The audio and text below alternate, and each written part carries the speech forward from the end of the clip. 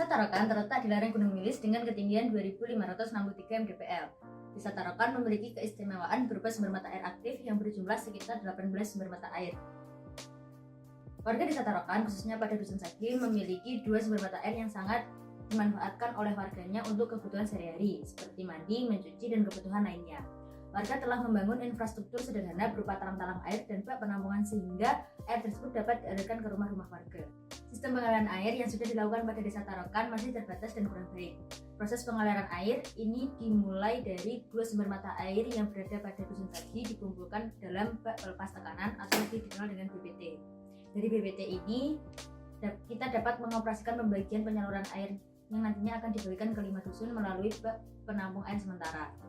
Dari BPT, air akan disalurkan menuju bak penampung air sementara dan nantinya akan dibagikan lagi ke tandan bersama yang sudah dibangun oleh warga.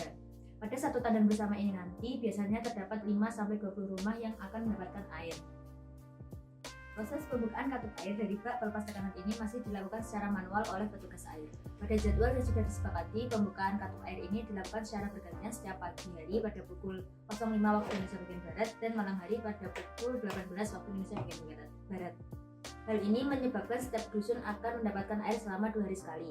Namun yang terjadi pada lapangan saat ini, petugas air melakukan pembukaan katup air tidak sesuai dengan jadwal yang sudah disepakati. Hal ini mengakibatkan pembagian air ke rumah warga masih kurang efektif dan merata. Dengan sistem pembagian tersebut, akan ada beberapa warga yang mendapatkan lebih banyak air dan akan ada beberapa warga yang mendapatkan sedikit air apabila warga tersebut telat untuk menimbun atau membuka katup air pada rumah masing-masing.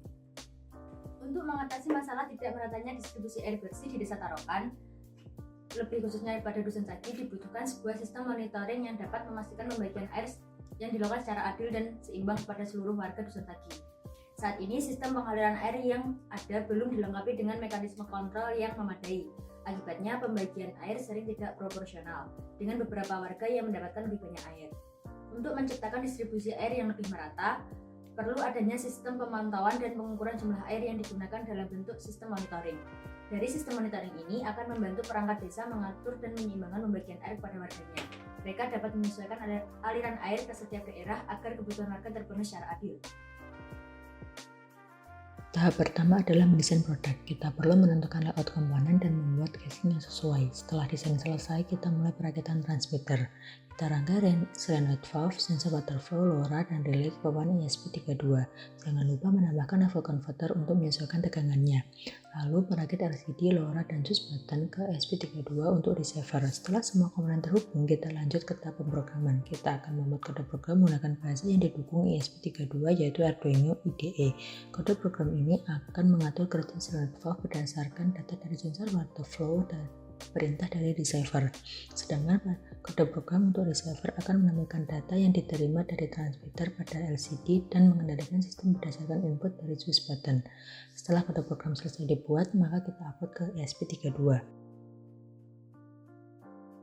Cara kerja dari sistem Dulan Banyu secara garis besar adalah mengatur pembukaan katup pipa air yang dapat dikontrol secara jarak jauh. Maka dari itu, alat dari sistem Dulan Banyu ini terbagi menjadi 2 alat, yaitu alat transmitter dan alat receiver. Alat receiver dari Dulan Banyu terdapat tombol untuk mengontrol alat transmitter, sedangkan alat transmitter sendiri terdiri dari water flow sensor sebagai monitoring debit air dan slide valve sebagai pengatur aliran air.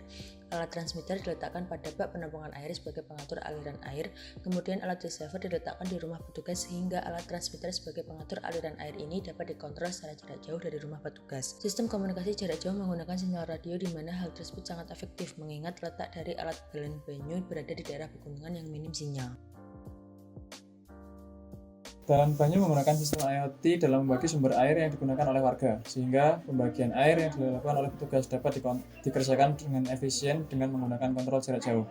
Yang kedua, proses pengaliran air yang dialirkan ke rumah warga memiliki jadwal dalam mendapatkan air. Proses ini sebelumnya dilakukan secara manual dengan memutar katup pipa sehingga dalam beberapa kondisi petugas telat melakukan tugasnya, sehingga beberapa warga telat mendapatkan air. Namun dengan menggunakan sistem dari Dulan Banyu, petugas dapat melakukan secara cepat dan memberikan hasil pembagian air secara adil.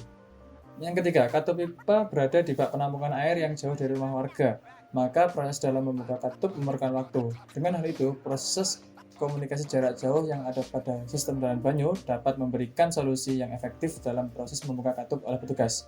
Yang keempat, mempermudah proses pergantian aliran air.